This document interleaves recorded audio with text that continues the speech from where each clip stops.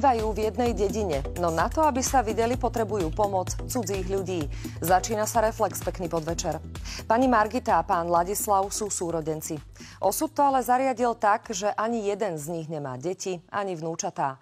Práve pre ľudí, ako sú oni, vytvoril Banskobystrický samosprávny kraj sieť sociálno-zdravotných centier, ktoré zabezpečujú dôstojný život. Dobrý deň, pani Margitka. Tak sme prišli, ideme teda navštíviť toho vášho brata, dobre? Pani Margita vždy na čas čaká na odvoz pred domom. Nesiem im obed. Už som navarila. Z 5 súrodencov zostali v rodnej dedine iba 2. Ona a jej brat. Súrodeneckých návštev je ale v pokročilom veku pomenej a deti ani vnúčatá nemajú. Nemám, ani oni nemajú. Aký je to život takto na staré kolena? Zlý. Chodili sme voľakedy, ale teraz už nevládzem. Cez telefon. A čo ste preňho napiekli? Jablkový koláč. Aby sa mohli vidieť, sú odkázaní na pomoc iných. V Banskobystrickom samosprávnom kraji vzniklo 10 centier integrovanej sociálno-zdravotnej starostlivosti. Je to vlastne národný projekt a cieľom celého projektu vlastne je udržiať seniorov čo najdlhšie v domácom prostredí.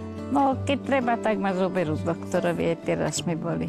Teraz mi nedávno operovali obidve oči. Oni mali jednu dceru. Môj brat. V apríli zomrela a v máji mala mať 20 rokov. Operovali ju v Prahe na srdce. To bolo strašné. A iné detičky nemali? Nie. Tu je opatrovateľka s bicyklom. V úctyhodnom veku je pre ňu aj krátka vzdialenosť neprekonateľnou prekážkou. Bože, tak ďaleko bývajú odo mňa.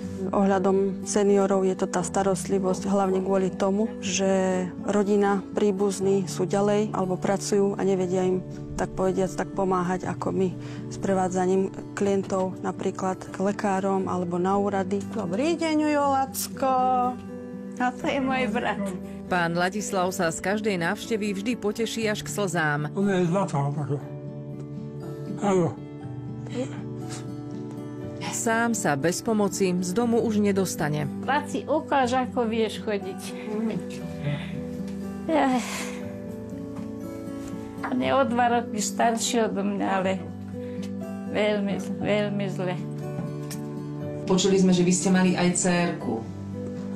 Áno.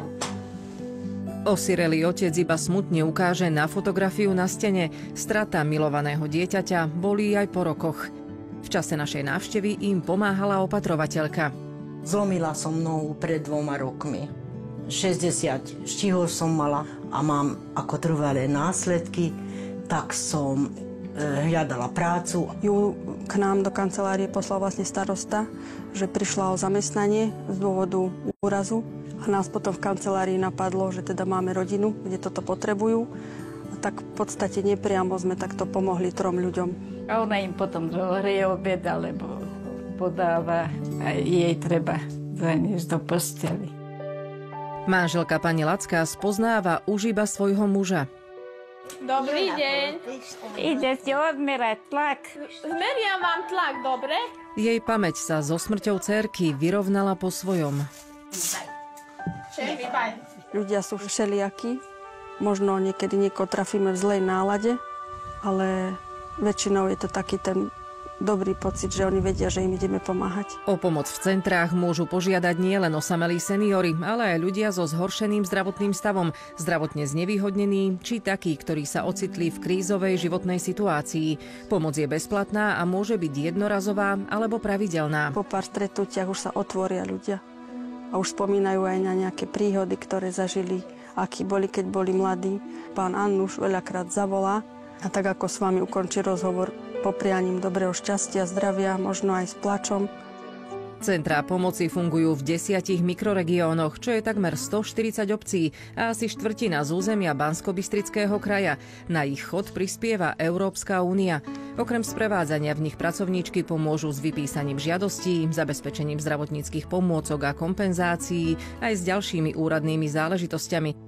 Starnutie obyvateľstva zažívame aj na Slovensku. Nastupujú oveľa slabšie populačné ročníky. Podobných služieb teda budeme v budúcnosti potrebovať viac. A aj ľudí, ktorí sa budú vedieť o druhých dôstojne postarať. Tá akási vďačnosť v tých očiach tých seniorov, to ma tak naplňa a poháňa, že nejakým spôsobom možno sú veci, ktoré neviem vybaviť, vyriešiť, ale sa pokúsim. Všetko v poriadku? Áno. Všetko v poriadku, tak to som rada.